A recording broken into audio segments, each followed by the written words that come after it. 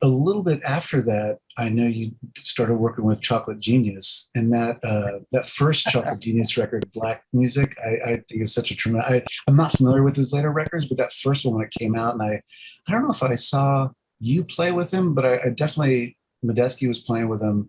It was at a small place in Tribeca. It was right before that record came out, and it was such a great, interesting amalgam of American music, and I don't know your involvement with him and what you have to say about Chocolate Genius, but I think he's a really interesting character. And Well, I'm very glad also that you're mentioning people that I'm very happy that you mentioned.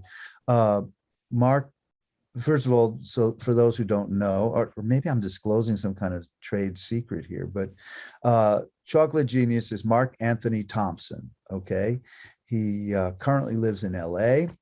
and we've been friends for decades at this point. He produced when he had a studio, Low Blood Studios on Ludlow Street in the 90s. He produced he produced some projects for me. He's like a genius songwriter. He's a songwriter, really a great songwriter.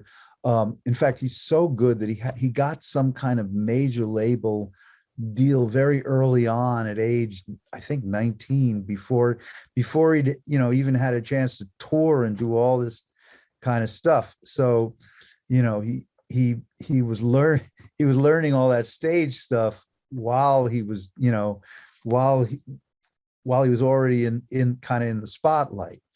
And yeah, I love that record too. And nothing to say about yeah, Marcus, but he's one of the great songwriters and also great thinkers. I mean, Black Music, the intent of that record, it doesn't sound like any cliched, it doesn't sound like any, he allows himself to just do what he wanted without any preconceived notion of, oh, well, this is going to be hip hop or this is going to be soul music, because that's what Black music is. He wanted to say, you know what, I grew up listening to all this stuff and I own it too, and it really has.